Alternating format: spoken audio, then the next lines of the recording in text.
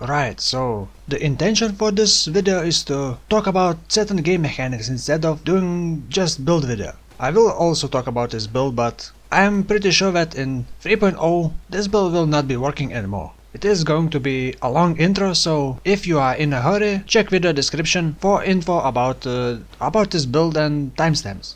So, some time ago, after making Righteous Trickster build video, a person contacted me on Twitter and told an interesting thing. Let's take a look at Dyadus axe. Focus on this line. Enemies shielded by you take 100% increased burning damage. Wording in PoE can be a bit confusing, but this is much better than just having increased burning damage or increased fire damage. I am not quite sure if it is even better than more multiplier. You know, there is increased damage, more damage, and then enemies take increased damage. So I believe this is a final multiplier for overall damage, and this is really insane damage boost. So I wanted to make a simple build and specifically test the playstyle with Dyadus axe. But I did this just to prepare for my next build. So the tricky part for using this axe and getting all the damage boost to your ignites or burning damage is that you must shield the enemies. That means things like Vortex, Arctic Armor and other similar effects do not apply to this, because those are ground effects and not caused directly by you. And we briefly discussed on Twitter about possible ways to apply this chill, but since chill and freeze and other status ailments are based on monster health and your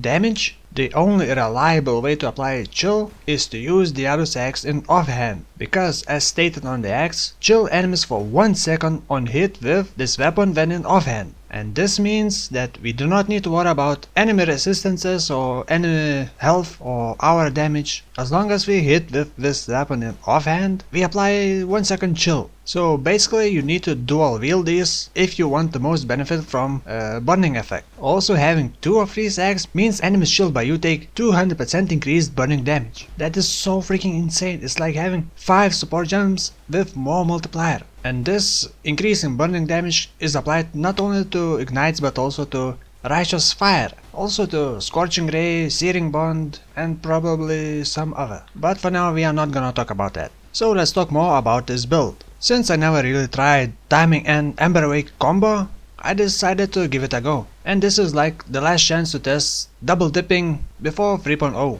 I really want to make this short, so I'll just quickly go over my items and passive skill tree. Just know that the build with Taming and Emberwake can be a lot stronger than this one. So if you really want to try it, maybe check other builds as well. So items. 2 Dyadus axe, Emberwake, Taming, unique helmet that gives fire damage for double dipping, some decent 5-link armor. The rest of items are just life and resistance. I have tried multiple skills with this build: Infernal Blow, Lightning Strike, Lacerate, Molten Strike, yuck, and Cyclone. But Infernal Blow I like the most. After using fire skill, because of helmet I cannot be chilled or frozen, which is very useful, because any slow effects on you significantly kill your damage. So my links are Infernal Blow, faster attacks, Molten Strike, melee splash and weapon elemental damage. For single target I replace melee splash with fire penetration, but I really hate swapping gems, so most of the time I'm just doing with a bit lower damage. Oh, by the way, I have tried using Razor of S7 Sun weapons, but the damage is a lot lower.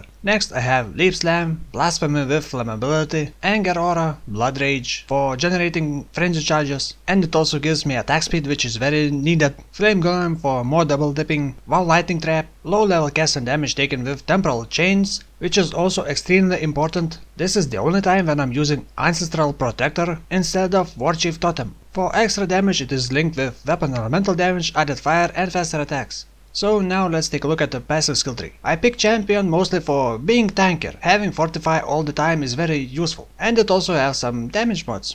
First I took Inspirational, and only then I went to get Fortify. I mean Fortitude. From the passive skill tree, I took Life, Attack Speed, Mana and Life Leech, which also applies to elemental hits, not only for physical damage. And then just go left and up to get more life, damage, accuracy, some area, elemental overload and second curse. Also because I wanted to use elemental overload, which needs some critical strike chance, I also had to get some accuracy. Oh, that's right, I had to get accuracy on my gloves and amulet. Very important to get that. You know, the damage with this build feels a bit strange. In some cases it is extremely good, but in other cases it feels like I'm very weak.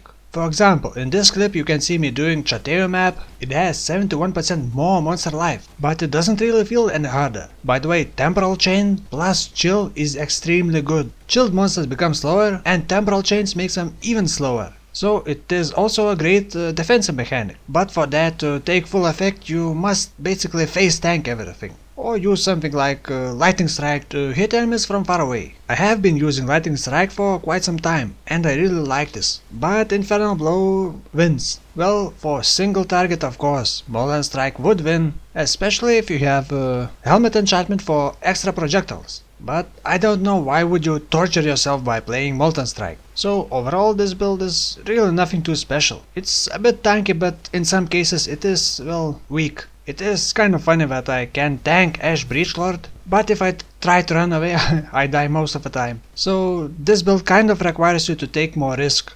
But like I said in the beginning, I did this build just to test Dyadus X. I wanted to know how it feels to use this build. What problems would it have? I mean X, not build. Because I came up with some crazy idea for Righteous Fire build. I did some planning in path of building and already making a new character. Well, it is already 75 plus. And I believe it should be able to reach 1 million DPS on Righteous Fire. But it will not be all the time and it will probably be very clunky to use. But I'm actually very excited for my next build. Most likely it is going to be the last build for Legacy League. So because of that I will take some extra time and put extra effort into making that video. I'm even learning to work with 3D modeling program called Blender. So hopefully I will be able to put some extra quality in the video. It will take more time, so most likely I will put some filler videos.